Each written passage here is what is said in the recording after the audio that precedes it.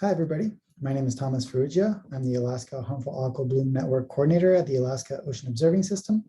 And today I'm going to talk to you about harmful algal blooms in Alaska and the threat to subsistence resources. I'm sorry I couldn't be there in person. I'm at another conference, but I'll have my email at the end of the talk, and feel free to contact me with any questions that you may have. Before I start, I want to acknowledge that I live and work in Anchorage, which is the traditional homeland of the Dena'ina people, who we honor with gratitude for their stewardship of the land and water throughout the generations.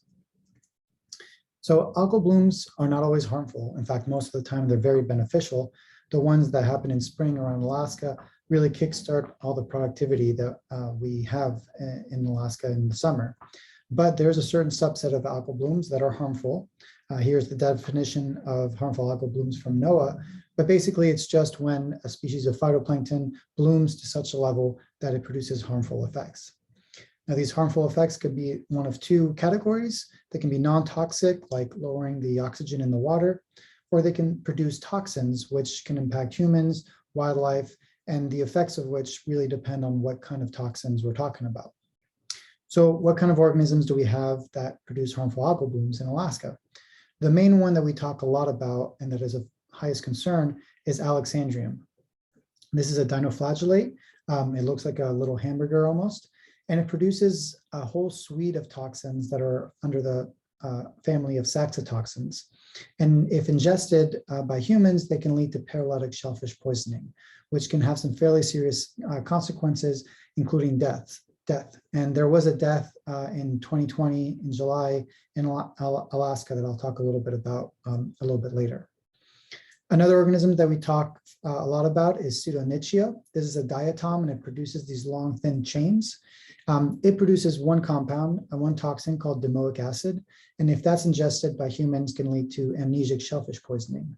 We actually don't have any records that I know of amnesic shellfish poisoning in Alaska, but it does happen fairly frequently in Washington State and British Columbia and further south. In Alaska, we mostly think this impacts wildlife, such as marine mammals and their behavior. I'll also mention two more real quick that we look at. Dinophysis, it's another dinoflagellate. We see the organism in the water fairly frequently, but we haven't had any reports of diuretic shellfish poisoning that it can lead to. Again, we do see that further south in British Columbia and Washington State, but we just don't think it's happening in Alaska yet. And then I'll mention Karenia real quick. This one is a dinoflagellate too, but in Alaska, it mostly just discolors the water and doesn't produce toxins. This same genus, though, down in Florida, does produce big red tides that are toxic and that are a big problem these days. If you've heard of any red tide issues from Florida, it's a Karenia brevis down there. But in Alaska, we're really focusing on Alexandrium and Pseudonychia, and so that's what I'm going to focus on in this talk.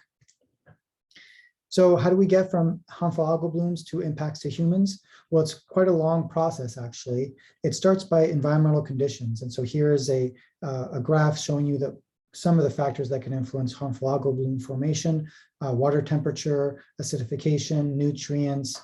But all that really is one link in this chain from environmental conditions to the presence of harmful algal blooms.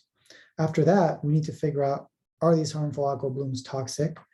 And if so, is that toxin being taken up by animals such as shellfish or fish? And then once they start, those toxins start being in the food web, how do they move through the food web to eventually get to humans where they can have an impact? In addition to this complexity, there's also kind of the size of Alaska that we have that has lots of different environments, lots of different ways that HABs can influence humans, but there's two main categories. And one is the direct impact on food safety, so how safe it is to eat specific food items.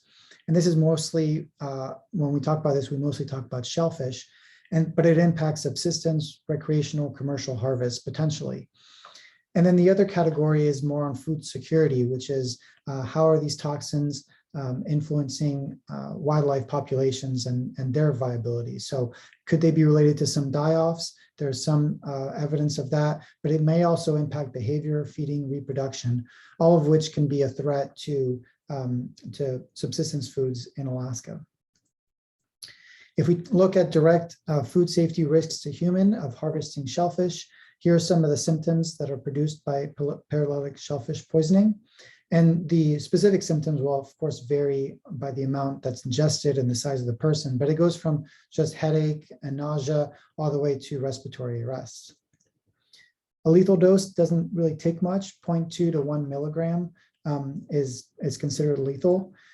And some of these symptoms can show up as quickly as 5 minutes, but usually officially it's more between 30 and 60 minutes that we start seeing the first symptoms after ingestion.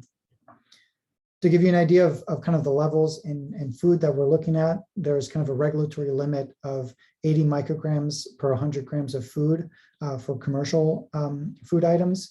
And so that kind of gives us a benchmark of when something could be potentially dangerous, or if it's below that, potentially not dangerous. And one thing to note is that cooking, but also freezing, heating up, all this, that does not affect or does not remove the toxins. And so it's actually very hard to remove toxins out of these tissues once they've been harvested. If somebody does get symptoms, really they need to go to the hospital or their healthcare providers as soon as possible. There's no antitoxin, and so it's just supportive care at that point. And so the faster they get to medical help, the better. We do have a public health response here, and there's state statutes in Alaska that require healthcare providers and labs to report specific diseases and conditions, and paralytic shellfish poisoning is on that list. Alaska Department of Health and Social Services will then respond and investigate. And to give you a sense of scale, since '93, there's been 100 reported cases and 5 deaths in Alaska due to paralytic shellfish poisoning.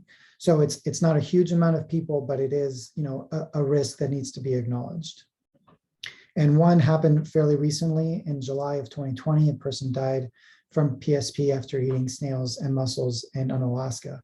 And remember that the regulatory limit of 80 micrograms per 100 grams, the food items that this person consumed was way, way over that. And so that led to death fairly rapidly. This situation happened at the same time as a fairly warm water temperature event was happening, especially in the Gulf of Alaska. And so we think that's most likely a big factor in the toxicity of harmful algal blooms. So in terms of wildlife impacts, toxins have been found in fish and birds and mammals. In seabirds, we see die-offs a lot in Alaska, and it's hard to really find the cause of those die-offs. And it's not necessarily HABs or HABs alone. HABs could have sublethal effects that are part of the story of the die-off. But there was an Arctic tern die-off in Southeast Alaska in 2019, which was concurrent with high levels of toxins in shellfish. And so we think that probably was caused fairly directly by HABs. In marine mammals, here's a recent paper from Kathy Lefebvre out of NOAA, and she analyzed samples from marine mammals all across the state. And you can see all across the state and in many different species, there were both domogasin and saxitoxins present. And then Steve Kibler is also doing quite a bit of work on toxin levels in fish, and found measurable and sometimes above regulatory levels of toxins in both forage and predatory fish. Now, the thing is, we don't know whether these levels that are being found are actually impacting the animals at this point. We still have to figure that out. And we also don't have any evidence of the transfer of toxins from marine mammals or fish to humans as of yet. So we just know that they're out there in the food web, and that there is toxins presence. We just don't know the effects yet on wildlife. So how do we minimize risks to food safety and security? We really need 3 approaches simultaneously. We need to monitor the algae, which can tell us what organisms are in the water. This is simple and fairly effective, but it's mostly helpful for understanding bloom dynamics. And it's really not sufficient to tell you whether food is safe or not to eat. For that, we really need toxin testing, which samples different organisms, including food items and other species also, if we want. This requires labs and usually fairly advanced techniques. And it can aid in food safety decisions if those results are returned rapidly to the people that are potentially consuming those food items.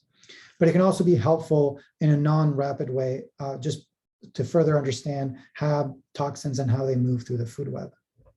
And then the last part that's important, of course, is communication and outreach, and increasing the awareness and making sure people know what to do if they do suspect that they've ingested toxic shellfish, because that can help preventing other people from harvesting shellfish around that time and that location, and potentially save people's lives.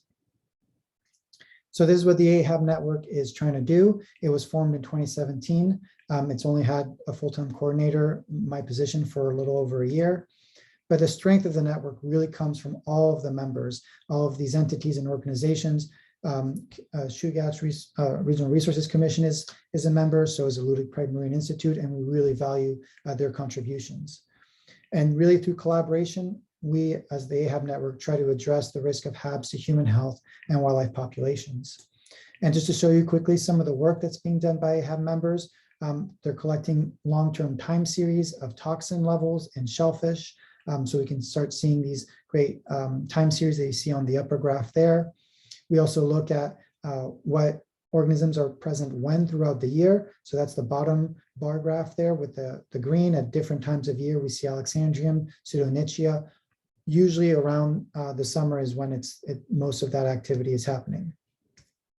And then we're trying to put all that information together into an accessible data portal in order for these data to be accessible to researchers, to community members, to the public. And so we're putting together a data portal to get that going. So with that, thank you very much for your attention. Thank you to all the network members that are currently working on better understanding HABs in Alaska. And we're of course open to new members if anybody's interested in learning or starting to participate in some of this HAB work in Alaska. Or if you have any questions, feel free to give me shoot me an email. There's my email address. And I also put the website for the Alaska Harmful Algal Bloom Network. So thank you, and I hope you have a great rest of your day.